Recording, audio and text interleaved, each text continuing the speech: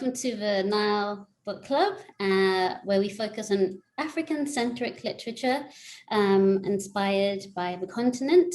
And this week, this month, we're reading We Need New Names by NoViolet Bulawayo. And today we're joined with camera on, and you might recognize Vivian's name from previous recordings. Vivian's joining us today, so that's really lovely to have someone else with us. Yes. So I'll kind of try to do a quick little brief synopsis. So We Need New Names starts basically in Zimbabwe, although it's never mentioned. You get the idea that it's Zimbabwe based off of the description of the surrounding countries. And it follows a young girl. It's in the perspective of a young Zimbabwean girl called Darling, who at the start is with her friends of really colorful characters with interesting names. And they live, I guess, in maybe the shanties potentially, but they live in, the slums of a Zimbabwean city with names such as Budapest and Paradise and so on and so forth. We fast forward and find her in the United States and how she tries to kind of cope with life in the United States and being separated from her African identity. Yeah, so that's it. That's it. I was going to ask, just for some reason, Viv, for some reason, your sound is the overriding sound for some reason. I was wondering if you're not speaking, do you mind just putting it on mute? I don't mind. Yeah. Yeah, just to see, just so that it's okay. Yeah, okay. Yeah, like go straight away. What did you think, Katasi? What did I think? Okay, so I've got to say it was a hard month. I almost didn't make it today, as you know, in terms of because I think we condensed the reading. This has been like a 3-week read, hasn't it, as opposed to our usual month. I've just been quite busy, but so I started reading. I was like, oh, this is enjoyable, and obviously because it's written from Darling's perspective of a 10-year-old, it's very accessible and it's a bit of a page turner, I thought. And then I really just finished it in the last couple of days, and I enjoyed it. I think I kind of wondered at which point would we get to Destroyed Michigan. Is it Destroyed Michigan? Destroyed Michigan, which I thought was a really cute play on Detroit, Michigan. But I think like NoViolet paced it really well, that it was just at the right point before I sort of lost interest in the kids' adventures and started wondering, where is this actually going? Like when did we graduate from hearing the kids' perspective? I felt like, if it's about Zimbabwe, I think I wanted a bit more in terms of the political landscape, but I think there was enough, and just the innocence and the rawness in which it was presented was really, I think, was enough, and spoke to Darling's character of being a young 10-year-old. And then I think the thing that sold it for me was just hearing the older people's, those diaspora stories. I mean, I can't relate to them personally in terms of like being undocumented, but that narrative, I could see so many people around me that I've known, or stories I grew up hearing about people and the sacrifices they had to make, and the pressures of having to support people back home and never being able to go back home, missing funerals. So I felt like that story, as Darling got older, was really relatable and sad in the end. I thought like the young girl that we met at the beginning, who had all that energy, you could see that her spirit was being crushed as the older she got. Yeah, I agree. What did you think, Vivian? I mean, really, I feel like Katasi has really given a really good breakdown of the story. I actually really enjoyed reading about the diaspora experience as well. And like Katasi, I don't have experience of being undocumented, but I think one thing that kind of spoke to me was how people specifically go to America for that American dream and they work like dogs. Like there's no quality of life. Do you know what I mean? Like you're just working. And people back home, they have it better and better and better. But you who is abroad, your quality of life is not improving. Do you know what I mean?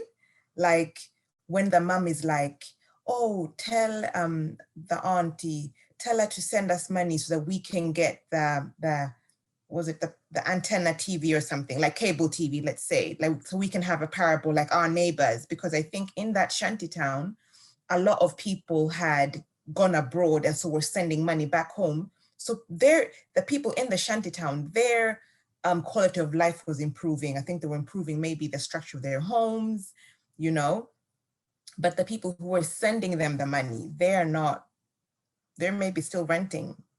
You know what I mean? They can't afford to buy a house. They can't. So I think that I found that interesting. But what I did like was she always had that hope that she would go abroad. So I feel like her aunt, in that respect, like, you know how grown-ups can tell kids things just to get them off their back, but her aunt kept her word and she did bring her. Do you know what I mean? Like she did take her out of Zimbabwe and bring her to the US. And I could kind of relate to that on a like personal note. I'm not going to talk about it, but I could kind of relate to that of someone having told you something when you were a child and then they do it for you and it's something that's quite big.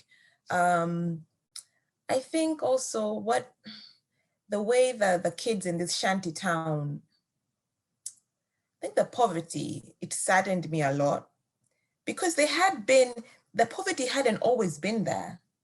There had been a time when things were good, right? And then things got worse and the mom had to go to the border. And now we see Darling with no shoes and just roaming about, not going to school. Their days spent waiting for the people from the charity to come and, you know, give them the scraps that they're giving them, and the grown-ups kind of pretending that, yeah, we don't need you, but they really do. Yeah, I mean, it was a different book.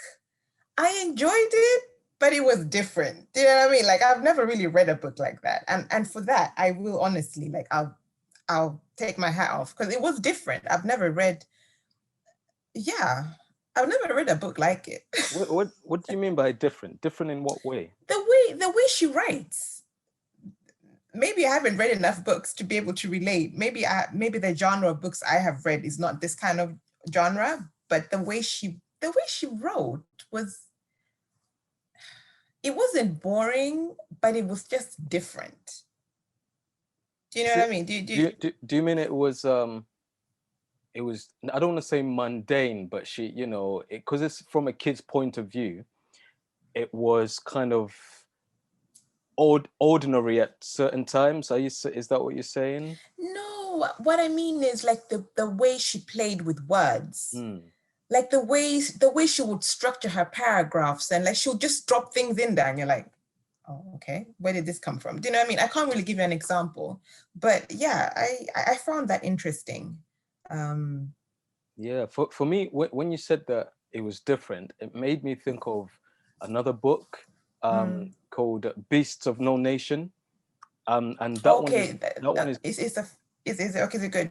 It's good. It got made into a film. It was Netflix. Yeah, on Netflix. Yeah, I've seen it, but I haven't. Okay. Yeah, like and that one, like, it's from the perspective of a young kid, but in that one, it's from a perspective of a young boy, and you know, he tells the story of him becoming a child soldier and all the experiences he has, and it's the way he writes. He basically he's written how he would speak is like, you know, we'd be walking around and do this, and then these flies started coming and all that stuff. So it was really interesting, and reading, you know, We Need New Names made me think of that, because it's like a young girl's, you know, young person's point of view, like the way they see the world, you know, the descriptions of certain things, and Yeah, it kind of made me think of that. I like the fact that I like the first person narrative from like the young kid. I thought that was really, really good. And then also go, because there was a moment where she would go back to a different perspective that talked about how they got there. Like some of the chapters were like, oh, this is how they got there, they did this. And that long chapter of where they talked about the things that immigrants have to go through, and they have to change their names, and they, like you said, Katasi, they don't get to visit their family, but they go next year, I'll come next year. So I like the balance and the mixture of that. I thought Darling was such a good like narrator. She was such a good narrator. I thought she kind of like was fair with, like, she wasn't one of those narrators where everything she said was trying to make herself seem really interesting. She like really put all the other characters on equal footing, even the ones that she didn't like. Like when she had the argument with, I think, Crystal, like I just liked, how much she developed, like from like the young girl to like, a young woman going off to college. And I just thought it was such a really good book. I read and listened to it. So it was like I read it at the first few pages, and then I started listening to it, and I was really transported into Zimbabwe. And I wanted to ask, right, why do you think she didn't mention Zimbabwe? Why didn't she mentioned all the other countries? We also got a mention as well. Uganda got a little mention. We got a mention as well. Why do you think, Katasi, and obviously Viv as well, like, why do you think she didn't mention Zimbabwe? Maybe she didn't want to like put too much focus on the country itself, being that she's from there, because this could have been any African country in the Southern Hemisphere. So maybe, yeah, maybe she was, I don't know, maybe she just didn't want to like maybe put Zimbabwe in a negative light. I don't know. But that being said, they're either speaking Shona or Ndebele, right? Because there's a lot of that throughout. So that's maybe the signifier.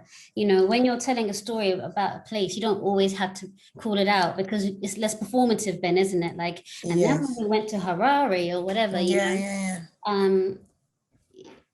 maybe that's why. But I understand as well, like this could be Botswana, this could be South Africa. But just on the point about like the young author, like the young narrator. So it reminded me of Junot Diaz's the Younger Wondrous Life of Oscar Waldo, that book that he wrote. And it's also like about a young person's perspective. And it's just, I think it's very raw and uncut. And that's what I like about it, it was just so sincere and entertaining for me. It had no, like, she had no filter in a way. And she was just calling things as they were. But then also, yeah, I saw the mention of Uganda as well. That was really funny because I remember that was probably the time of Invisible Children with that whole Connie thing happening in northern Uganda. And that was an interesting mention. But even then, like, I just felt like there was such a universality of just that whole diaspora experience when she goes and the dumb questions people ask you, when, oh, back there, like you're not African, actually, you have a place that you come from that's very specific. I thought that was interesting. And the one scene at the wedding, I thought that was really entertaining when she's talking about the Muzungu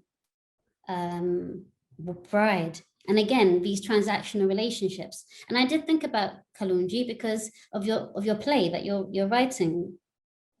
The short film, Marriage Plan, coming soon. Oh, okay. Is that where we're leaving it? Nothing more. Oh, no. I thought we'd mentioned it before.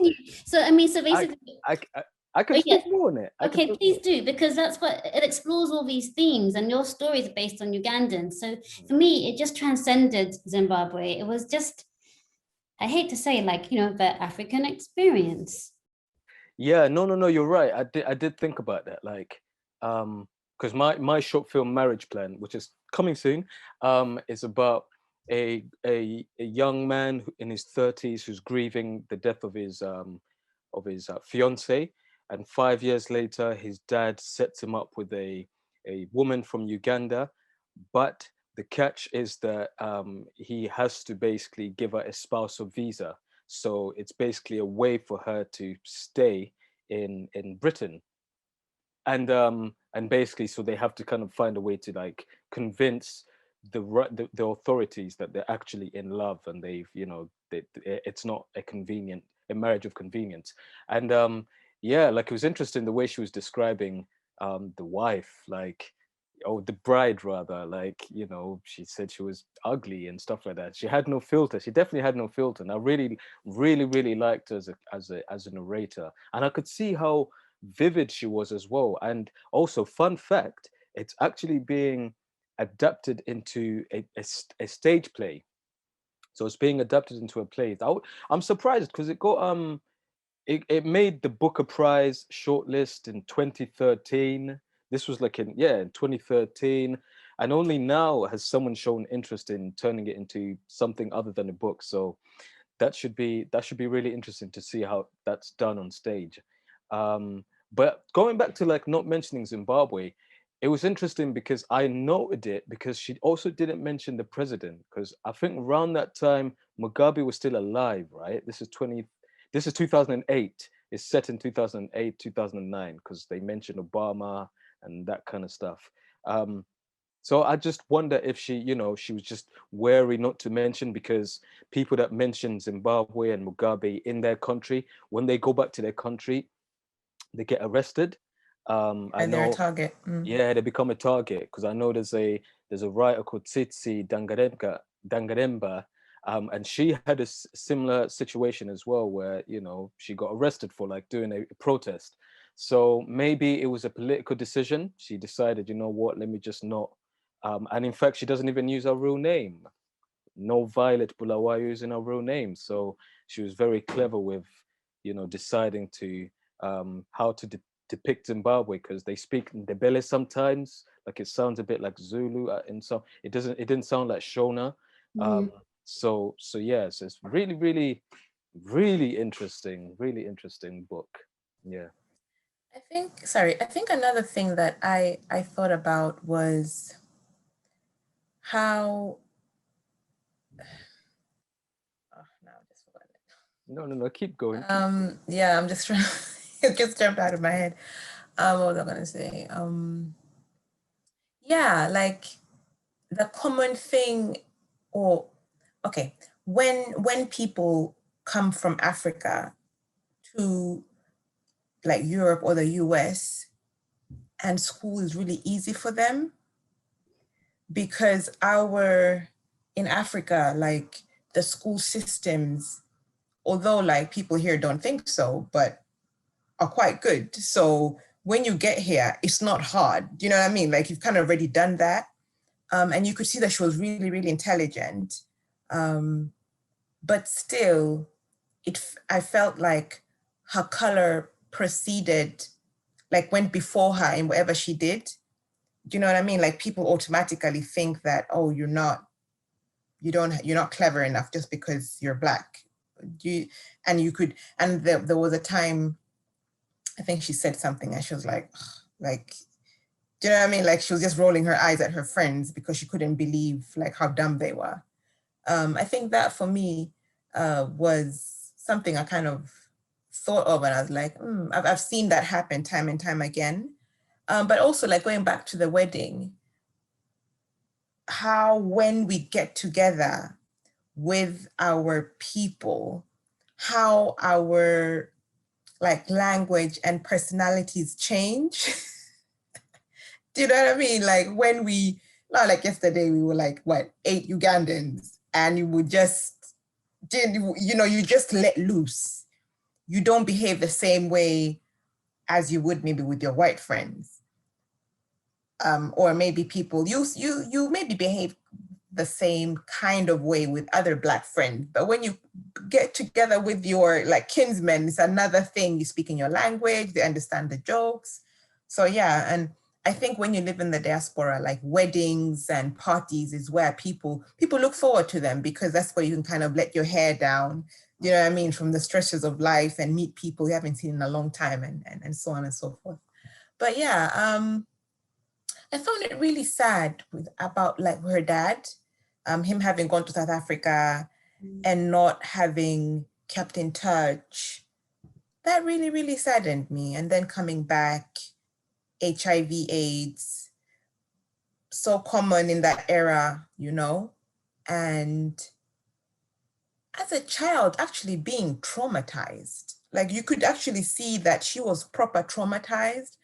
And yeah, and also as a child not being allowed to kind of like speak her mind. But I love that when she did go to America, that changed very quickly. Like she did speak her mind, you know what I mean? Like in Africa, she had been like quiet. And then when she went to America, she was just this person who just, she was like a butterfly, you know what I mean? But yeah, that's something I thought about.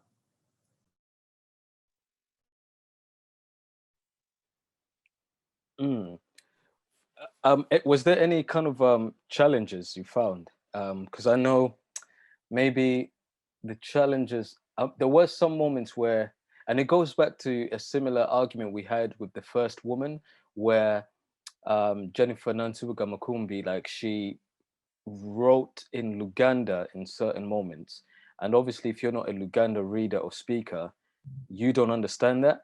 And I got a similar thing here with, you know, the language that she was dipping into, even though sometimes it was described or translated, but other times it wasn't. Was there ever a time where it was a bit jarring for you, especially now that it's in a language that you don't really understand? Well, I thought that I thought about that, and we look at this. We looked at this. I remember at uni around like post-colonial writing, and the power that you have as a writer, and not having to, write for your Western audience. Maybe this book wasn't for us. Maybe it was for people from that region. So I wasn't dying to know. Like I didn't spend any time sort of Googling what phrases meant. And also I found some words were quite similar to Uganda. Some profane words actually that I won't go into, but like I was like, oh, I've heard that word before, I've read that word before. But then interestingly, I felt like she explored that when she was talking about Uncle Kojo, when he gets in, well, he's isolated when all when all the Zimbabweans gather, and the way that Vivian's describing, they're letting their hair down, and poor guy, he's just isolated because he doesn't speak the language. So I don't know, I didn't feel like that was problematic for me at all. I just think it's reality of just living in the West and intermixing. But what I did find problematic and challenging was I just wanted more in terms of that political landscape. I know I said in the beginning I didn't, but when they were talking about like the family, the white family whose house was destroyed, it's just because it's Darling telling the story, I just felt like this is oversimplified, because in a way I started empathizing with them, because the guy's explaining it to the people who are evicting him or whatever, like, my father was born here, I was born here, I am African. And, in a way that's actually quite plausible. But then I was just like, this is too simplified. Like, we need to see the other angle. But then I didn't feel so sorry for them when we sort of heard the son's conversation. He was quite condescending and really wasn't. I felt less empathy for them in that way because of wealth. Yeah. Anyway, yeah. Yeah, that's always a really interesting topic. I think we talked about it with the first woman, but listening, I was really engaged in that conversation, because obviously with Zimbabwe, especially Southern Africa and Kenya as well, where they had like the white settlers and stuff like that. And I I know my opinion to that is it's difficult for them to lay claim to being Zimbabwean or African, because I guess my kind of limited understanding of that is their reason for going there is different to how we might have ended up there. Like you went there to kind of like take over and exploit. That's why maybe your grandparents or your parents were there in the first place. So to lay claim to say, well, actually, I'm African, I don't know, it's a bit sticky. Well, if you're African, now you're going to have to struggle like the rest of the other Africans. You're going to have to go find another piece of land as well, just like other Africans that were evicted by you had to also do the same. And that was really funny when they took over their house and went and even started picking up the phone, and that was really interesting. But it just brought up a really interesting argument, like around the white settlers and the white Africans and whether they kind of have a claim. Do you lot have an opinion on that? I know it's, you know, it's probably wider than the book.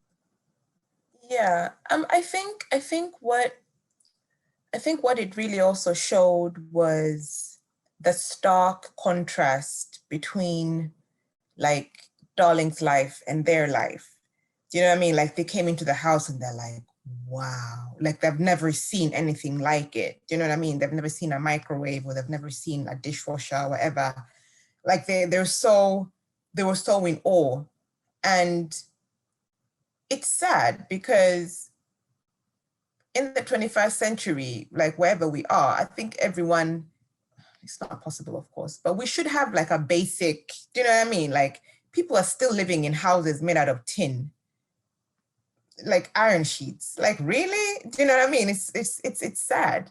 But for them now, they were able to dream, and the children were like, oh, but when I grow up, like I'm gonna have something like this. But it just really saddened me for them not to have like a roof over their heads that was safe. Do you know what I mean? Like a proper house. Another thing, just to go off topic, but I think another theme that kind of also saddened me was the child pregnancy, or like teen pregnancy with Chipo, I think it was. And when they got the hanger and were going to like perform an abortion on her, and they have like no idea what they're doing. And Mother Love coming and kind of catching them. And she doesn't even get angry at them because she's just lost for words. Do you know what I mean? Like, you know, when as a grown-up, you can't even get angry because you're like, whoa, where are you getting this from? Yeah, that saddened me, because also they're just children, but I didn't feel like there was no protection for them. Do you know what I mean? Though it felt like they were kind of just like left to roam around, and there was no grown-up checking on them. Are you okay? Have you eaten? You know, they're always hungry and getting guavas. They would eat until, yeah, they were so full, and then they had to like, sorry, take a crap. But it was just, yeah, it was, I mean, I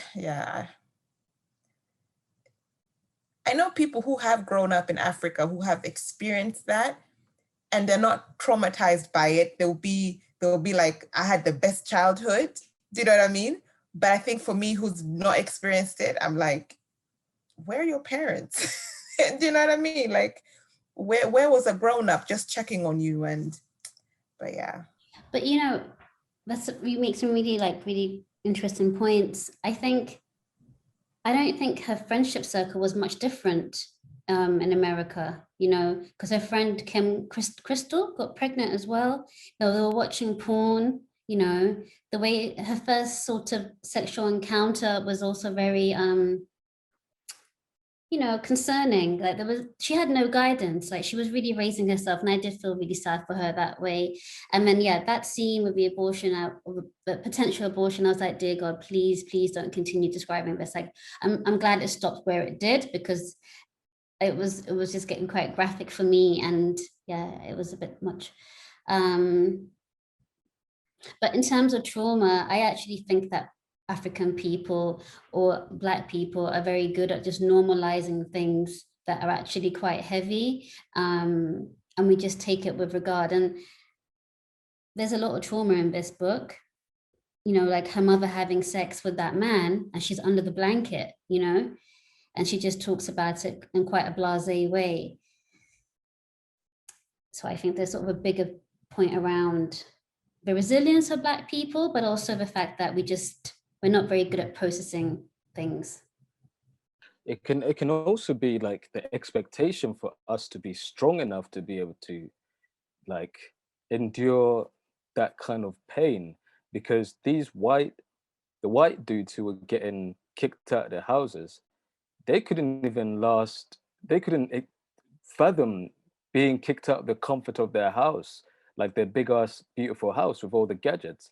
Whereas, you know, little kids were describing everyday life in the slums, you know, having just one room for like 3 or 4, potentially more people to live in.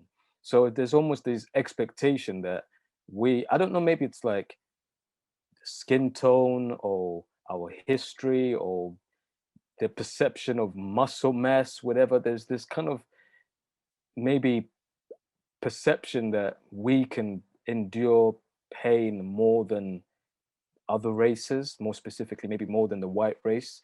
And I know it's not like a revolutionary thing to say, because loads of people do think that, but it just makes me think, based off of the way, you know, her life was, and the people that she came across, and even the way Shaka Zulu was treated. It's like this weird kind of misunderstanding that we can endure pain, whether it's psychological or physical pain, and it's just, obviously it's wrong. But yeah, maybe that's one of the things that she was trying to explore, you know, like, yeah. You know something, I think that's really interesting, because when we meet Kate, is it Kate? Elliot's daughter. Oh yeah, Bulimic. Yeah. She's bulimic, right? You know, Darling kind of challenges her and she's like, well, this is nothing, you know, this is quote unquote, like first world problems. So I think she recognizes like what real hardship is and kind of explores what you're talking about. Because in comparison to the life that she's led versus the comforts around Kate, you know, I could see what she was saying, but then again, you know, suffering is so subjective. So Yeah. But yeah. Sorry. Oh, go on, Viv, go on. Thanks. I also think that I think this is an African thing where the notion is we went through it and we overcame it, so you will too. Do you know what I mean? Like, yeah, maybe your parents had to be raised by their grandparents, and then when your parents grew up, when your parents had you, maybe they had to go abroad to like make a better life and left you with their grandparents. And if you kind of like mention, oh, I miss you, or they're like, but you'll survive, like just deal with it. Do you know what I mean? Like we have that hardness in us that is not healthy at all. Like it's not healthy. And I really feel like it's our generation that needs to break that. Like we need to teach our children that it's okay to cry. It's okay to not be well mentally. It's okay to talk about your feelings. It's okay to see a therapist. Like we need to deal with our issues, because you're gonna have a generation that is so broken and that is hurting so much because they couldn't speak to anyone. Do you know what I mean? Because like our grandparents, they were raised in a different era. But I really personally feel that we need to do better. Like we need to really make our children understand that even as a boy, like it's okay to cry. It's good to cry. You know what I mean? It's good for you to talk about your feelings, regardless of what you're feeling, to both your parents. And that parenting is teamwork. It's not just mom doing everything. You know what I mean? Like you have a dad there for a reason. So I think Africa, we're very good, as you said, Kalunji, we're very good at normalizing things. We're good at normalizing pain. Even when someone dies, you know, you're in the lumbe and they're like, tokaba, guma. It's like, what are you talking about? Why should I not cry? My heart's just been broken. Of course I'm gonna cry. And I'm still gonna cry for 2 years, so let me cry for 2 years. Do you know what I mean? It's this mentality of dust yourself off and get up again. and let's move, you know? Yeah, I think that's so true. And, you know, we'll think about Uncle Kojo. He was an alcoholic, you know, he was very unhappy. He had nowhere to go. He was trapped, essentially. And also Shaka Zulu. And then, you know, in saying it's our generation that needs to turn things round. So Auntie Fosterlina, is it Auntie Fosterlina? Am I saying it wrong? Well, what a name, Fosterlina. I then wonder, she knew what she was bringing Darling into. And it's also this facade that we present in the diaspora, isn't it? You know, keeping up appearances. So I felt really sad for Darling when she realized she would never be able to go back home because she didn't understand what visa she was even coming on. So you're being sold this dream. And really, like we said at the beginning, like, is this a richer life, you know, versus what could have happened to her back at home? So I think it's also about having these frank conversations. Like we need to have more sincere conversations in general. Yeah, no, I agree. I also I want to kind of query whether, I don't know, maybe if I did say that we Africans normalize kind of going through some sort of pain, but I wonder if it's other people that project that onto us, like this kind of misunderstanding that we can endure this pain a lot more. And you're right, absolutely. There are certain people within Africa, they themselves, that also feel like, I think I'm guilty of this as well. We're like, oh, I'm an African man, so I can handle this, I can do that. But I feel like that's a product of many years being kind of expected. There's this expectation that you are an African person, and sometimes, specifically speaking from my own experience, you are an African man, so you should be able to handle this, you know. Coming from Uganda, being there for 10 years and then coming here, there's like, people see you as less than, you know what I mean? There's like, they did the same thing to Darling, where they would tell her about her country, and they would say, oh, so I heard about this goes on, and so on and so forth. They they dehumanized her, and they dehumanized Shaka Zulu as well, like, which kind of contributed to him going losing his mind mentally. And but yeah, I feel like I want to kind of reiterate that I feel like the wider world puts that pressure onto Africans and has this image of Africans as being able to endure pain, hence of course slavery and colonialism and stuff like that. Definitely. And I love the fact that, you know, NoViolet, she clearly is addressing that. You know, I'm looking at the titles called "We Need New Names." I know it's in relation to like their games that they play, but it's going back to what you said, Vivian, where we need a new way of dealing with this. It's like, you can't just like expect the status quo to be the thing. So like, yes, it should be okay for a young African boy to cry if he's in his feelings, or if a young African girl loses a family member, she should be able to cry for 2 years and beyond.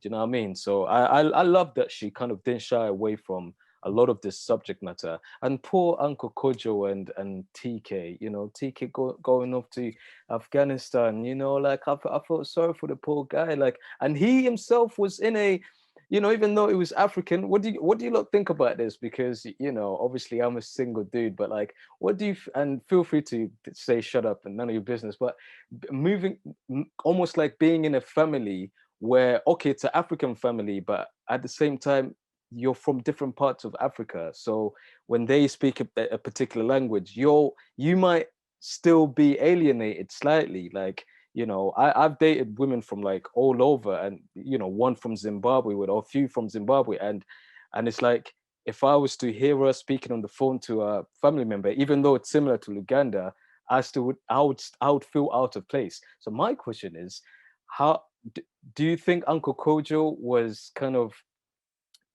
it right for him to feel alienated, being unable to eat, you know, the Zimbabwean food, only Ghana food, you know, or should he just like firmed it and just accepted that he's in an African household? So, you know, man up.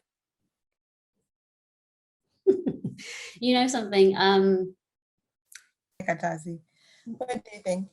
You can I go read, first and I go well, after. It's funny, I read that particular section to my partner, who's not Ugandan, because I thought it was really funny. And and is it relatable?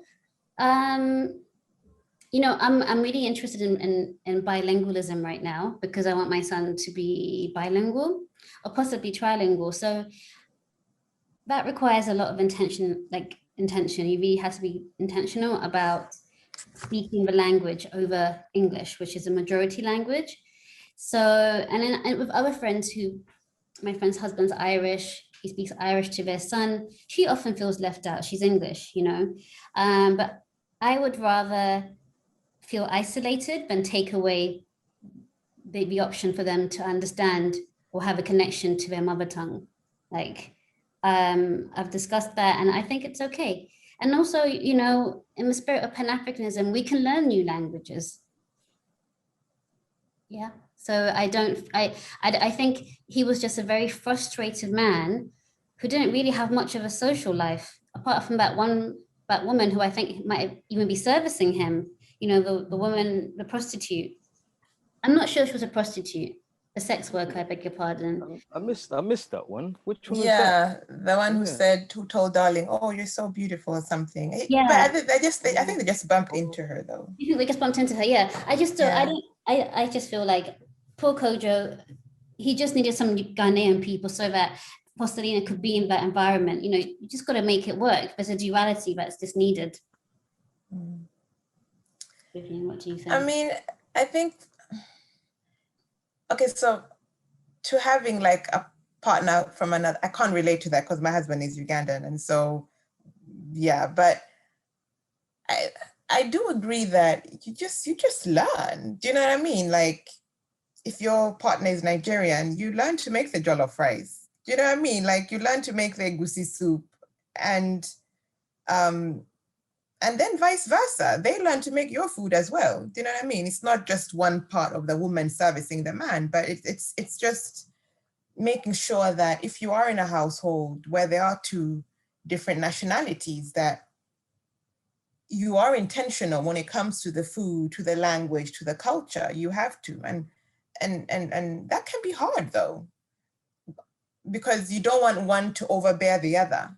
But unfortunately, the mother's side will maybe kind of take over, because children do spend more time with their mothers. So it will be easier for you, Katasi, like to speak to your son in your mother tongue.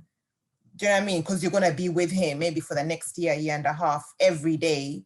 And then his dad just sees him like in the evening when he comes back from work. We're in COVID now, so probably he's maybe working from home. But you see where I'm going with this.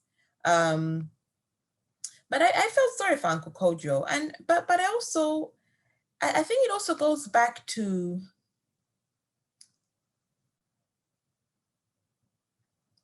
how do I put this, like in a PC way? Okay, so we, like, African parents love their children, but they don't show it. And so he loved his son a lot. It was his only child. He was his only child. But I felt like when TK was around, he did not let him know how much he loved him. So when he went away, he was heartbroken. Do you know what I mean? Like, you know, when you've had someone around and you haven't told them how you feel, and when they go away, you're like, crap, I should have told them. I should have let them know. And the guilt is just eating at you. And I think, unfortunately, as African parents, we need to get better at like loving on our kids. You know what I mean? Just loving on them. Because when a time of separation does come, it is easier because they know how you feel about them. Do you know what I mean? Whether it means that maybe you want them to go to Uganda, to Africa for the school holiday for just a few weeks, just to get to know their family, and you may be sending them on their own. They would know that, oh, but mama loves me, and daddy loves me. They're not sending me away because I'm bad. They're sending me away or letting me go there on my own because they want me to learn about where I'm from. And do you know what I mean? So I think as parents, we need to be more intentional in our love and tell our kids, I love you, and hug on them and kiss on them, because the fact is they will grow up one day and leave. and go to university and move out of the house. And then it's too late. Well, And that's how I think. That's what I think. I agree. I think there can be a bit more, showcasing of love from African parents to their kids. But TK was being raised in an American context, and he was a typical American teenager. And and I just wonder if he would have been as receptive to like his dad coming saying, "Oh, I love you, son." Da, da, da, da. Like he seemed like a very typical playing video games, preferring to listen to music, being with his friends and that kind of stuff. I felt like he was on his not to say that you're wrong, but I feel like some kids are not as receptive to their parents showcasing that kind of love. Maybe because they're not used to it. Maybe when they were younger, they didn't show that, so they didn't grow up being accustomed to it. But I just feel like Uncle Kojo is like a product of his upbringing, his own upbringing, and unfortunately only once his son went off to war did he start really, did he start really missing him. But I agree with you, but I just feel like TK he seemed like such a problem child, man. Like he was on his way to if he didn't go to the army, man, I don't know what he would have been involved in. Like and that also it goes back to how in the diaspora, like parents are just working their butts off and they're not seeing their kids. Do you know what I mean? Like someone is holding down 3 jobs that like they're never home. It's crazy. So yeah, and I was gonna talk about like maybe the love languages. Time is one of them. Maybe, yeah, you may not need to show like the hugs and kisses to your child, but maybe for them, the love language that they want you to show them is spending time with them. Do you know what I mean? Him sitting down with him and telling him, "Oh, teach me how to play this," and then playing together. Or him being interested in the music he's listening to. Do you know what I mean? Or him saying, "Oh, bring your friends over. You can hang out here." Do you know what I mean? But because maybe he was working so much, he was never there, that would not have worked. Yeah. I think the damage had already been done long before that you couldn't really rescue TK. And maybe that's why he felt like he could just go and join the army. But I just wanted to raise 2 things before we wrapped up. And I wondered, so I really enjoyed the scenes around the NGOs and the photography because like it just gave a voice to all those like kids that we see with flyers hanging from their mouths and like wow. It was just Yeah. it put like a power dynamic that you don't really ever see, like just giving them a voice. So I really enjoyed how NoViolet presented that, but also, this book was written in 2013 and like she won the Kane Prize for the first chapter of the book, right? But then there was a lot of pushback that she was just again feeding into the usual tropes of Africa being poor and whatnot. And I wondered if you felt that was actually true, or do you think it was different? do you want to get that one first, Viv? I mean, I think the NGO like bit, I found it I found it to be true. I think many times they feel like they're doing the people a favor, and because of that, I don't think that people are being shown enough respect. Do you know what I mean? Like you're not asking me, "Can I take your picture?" You're just taking it. And that's quite rude, to be honest, but yeah. And you think you have a right to take a picture just because you've given me a sack of rice or a bag of rice. But I think that I think the way she did write that NGO scene, it was very funny. There was humor in there to kind of like lighten the mood a bit. But yeah, it was, I don't know what I can say about it, but I didn't find anything weird with it. I just found that I found it quite true, the way she wrote it. Yeah, I agree. I think that's why I didn't really I don't really agree with the argument that she was kind of perpetuating some sort of like typical African trope, because there is a lot of like discussion around African writers, like the kind of subject matter. Like so far we've read what, 6 or 7 books about Africa, and I would like to say that they've been varied, right? We've had stories from, you know, Ethiopian wars, like historical fiction, to, you know, Nigerian history. We've had obviously Zimbabwe. We've had so many different places. We've gone to America via Nigeria. You know, so it's like that kind of like discussion around the stereotypical African trope. I feel like it doesn't necessarily wash if she's telling a story that is close to her and is still kind of rings true on the continent. And you're right, Viv, like a lot of the NGOs would just come and take pictures of young African kids, and you wonder you wouldn't do that, and you wouldn't go to Norway or Iceland or even the UK and start taking pictures of random kids in Newcastle, you know what I mean, and just put them up on BBC News. You wouldn't do that. But again, it goes back to like Africa being a free-for-all for anyone to do whatever they want to do, including fellow Africans as well. But yeah, so I don't really necessarily agree. And as well, that was a short story competition.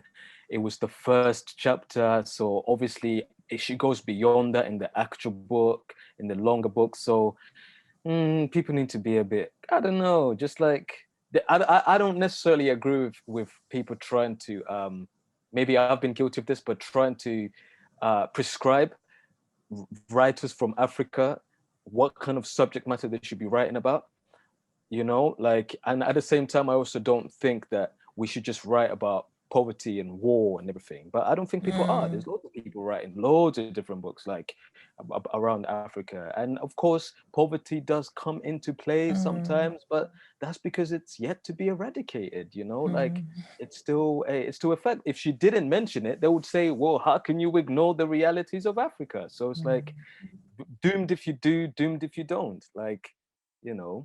What did you think, Katasi? No, I think you're right. We can't over sanitize like our realities. And I don't think there was anything. I thought it was an important story, and she told it really well because she was telling it as we've, you know, recognized from a very fresh perspective. I don't know many books that do that. So I think people just need to write, you know, they just need to write what they want to write. Yeah. Speaking of which, yeah. did you want to go through a little section that you liked? Can we Well, wrap on that? you go ahead. Yeah, I did. Yeah, you go ahead. Oh, you didn't select one. Is it just going to be me? Maybe. No, I took a screenshot. Okay. What about you, Viv? Did you select a section that you liked? We might end up choosing the same one. There's one that I liked. When I listened to it, I was like, "Oh, that's good." I'll start while you two are looking for your section. So this one is on page 285, and it's when she speaks to older Chipo, and she Skypes her mom first, but then Chipo picks up, and they're talking about, you know, the paradise and so on. And Chipo says, "But you are not the one suffering. You think watching on BBC means you know what is going on? No, you don't, my friend. It's the wound that knows the texture of the pain. It's us who stayed here feeling the real suffering. So it's us who have a right to even say anything about that or anything and anybody," she says. And I thought that was a really, really good kind of like piece of like dialogue and conversation. And you know, and it's something that a lot of people, even when I go to Uganda or if I'm talking to my cousins, like or friends that I have in Uganda, it always comes up because we're sat here in the diaspora talking on African issues. Do we have a right to do so? You know, we didn't stay. And Chipo gives a metaphor of like, you know, when your house is burning, do you just get up and leave it and let it burn, or do you bring some water and try to put the fire out? And it seems as though Chipo, or NoViolet via Chipo, is saying that some of us in the diaspora did exactly that, which is He left the house to burn down and did nothing about it. Therefore, we have no right to say anything. Do you two agree? Yeah, that scene did, that section did like make me ponder about my position, and it just speaks to what you sort of said before, like you're damned if you do, you're damned if you're not, if you don't, it's like, I feel like Georgia poets kind of reference this as us being stateless. When we're here, we're not accepted. When we go back home, we're still like a hybrid of what it means to be Ugandan. And I just think we need to be kinder to each other because everyone has different reasons for where they want to be. And me being here doesn't take away my Ugandanness, and doesn't mean, I think we need to tread carefully. And we saw this, like, for example, with the elections, people want, with the shutdown, there was nothing coming out of Uganda. So Clubhouse was just popping off with people talking about the situation and really not knowing what was on the ground unless you were calling people directly. So I think we do have to check ourselves at times. I think we just need to have more dialogue between those who are home and those who are away. I think that, I agree with both of you. I'm not gonna give a section. I just wanna kind of like piggyback onto what Kalunji has said. But I think the issue is people in Africa have just got to the point of just being complacent. It's got to the point where they're like, whatever. And we who live here, we're like, how can you be okay with that? Like, we don't get it. Do you understand? Like, we don't get when internet is shut off. And we're like, what? Like, that's like a basic human right. And they're like, I'd rather have internet shut off than have a war break out. Do you know what I mean? So it's so funny how we see things from like different sides of the coin. And I have this discussion with my friends in Uganda who are like, and I'm like, I was talking about one of the African countries and I was like, and they're like, yeah, but he's done so much good for the country. And I'm like, but do you know the atrocities he has committed? And they're like, so what? He's done, do you know what I mean? And they have that attitude of, yeah, but the country's developing and the people, and I'm like, but what about the flip side? Do you know what I mean? Like, how long will we turn the other eye? Like how long will we accept these leaders and their behavior and their, do you know what I mean? Like, because we don't want a war to break out, because we want peace. And it's like, but anyway, it's a tough one. But as you say, Katasi, like, just because I live abroad doesn't make me less Ugandan. You know what I mean? And because I live abroad, I should actually use that to help better my country. You know what I mean? And use my voice, because I can actually do that more than someone who is back home. So it's a tough one. It's a tough one. It really is a tough one. And I need to, there's something I've written, and I'm really scared because I'm referencing the fact that we have had stability in Uganda, which has allowed people like myself to be able to go back home. So I recognize that this regime isn't perfect, right? But I also recognize that without my relationship to Uganda could not have happened in, say, the early 80s or early 70s. Like, I think we're in a very unique position.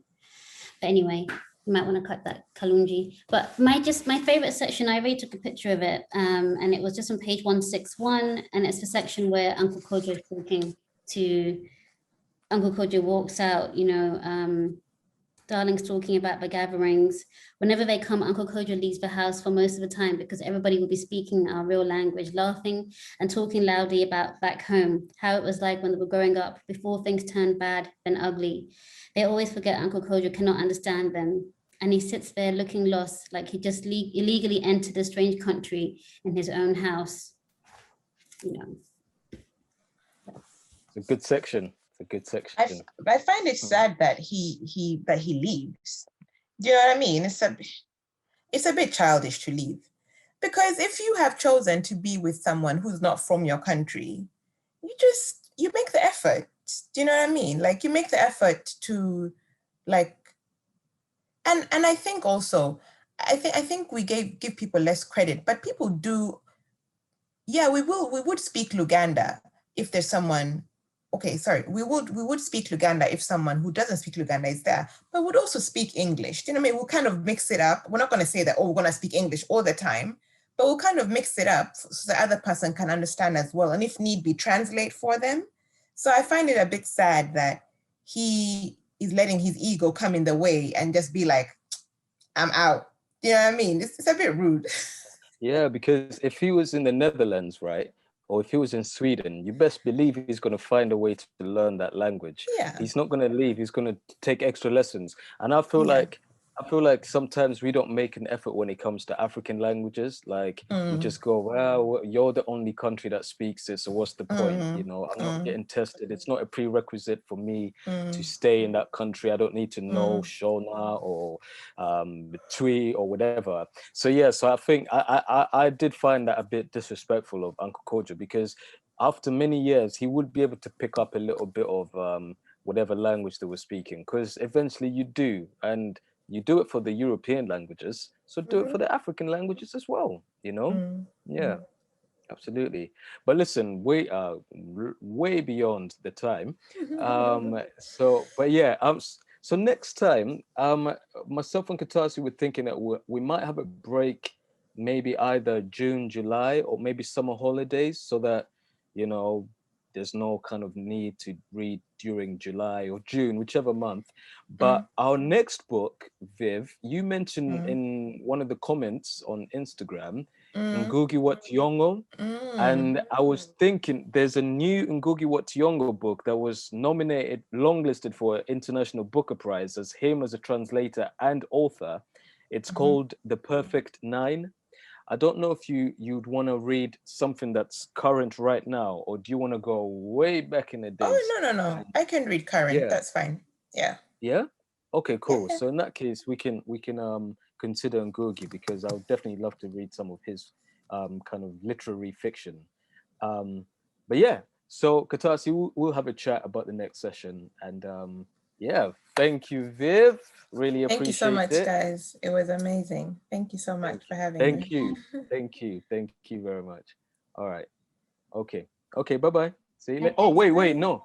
Have we said, we haven't mentioned, sorry, we haven't mentioned the anything you're working on and your socials, in case someone's only watching this episode. How can we find you, Vivian? You know?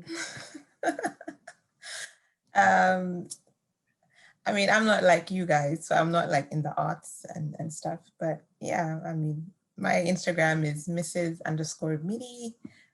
Yeah, that's me. That's Mrs_Mitty, right? MITI. Mitty, yeah. Okay, Yeah, Mitty. okay, cool. And Kitasi, what are you up to? I know you're busy, always busy.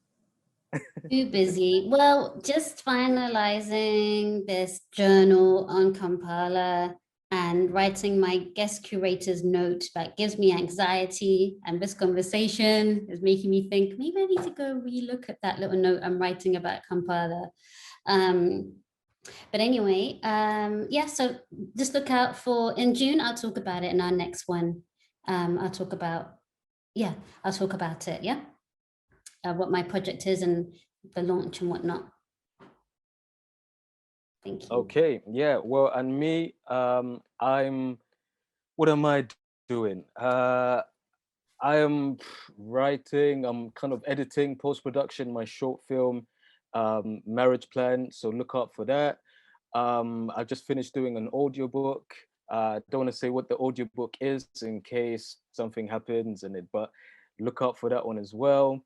And yes, yes to the audiobook. And yeah, and just constantly, you know, making music. I've got a new project called Sweet Boy Drill. You can find that on SoundCloud. Yes. You can find that on SoundCloud. And just find me at Kalungi Fresh, KALUNGI Fresh on Instagram, and Kalungi _ on Twitter. And of course, you can find us Nile Book Club on IG. Is it the Nile Book Club, or let me see, it's the Nile Book Club on IG. as well as the Nile Book Club on Twitter. So thank you for everyone who's been watching us and following us. We're expanding. We are expanding. And trust me, we got big plans. Oh yeah, we haven't even told them about the blog. They don't even know about the blog yet, Katasi, but soon they will, because we're moving into blogging about books, and anyone who wants to send us, any publicists or publishers that want to send us books to review, send it to the Nile Book Club at gmail.com, and we will review your book on our blog. We've got 2 new books coming up, so look out for that. Pa. Kale. Brilliant. All on day, the one that fits ya. All on day, the one that fits ya. All on day, the one that fits ya.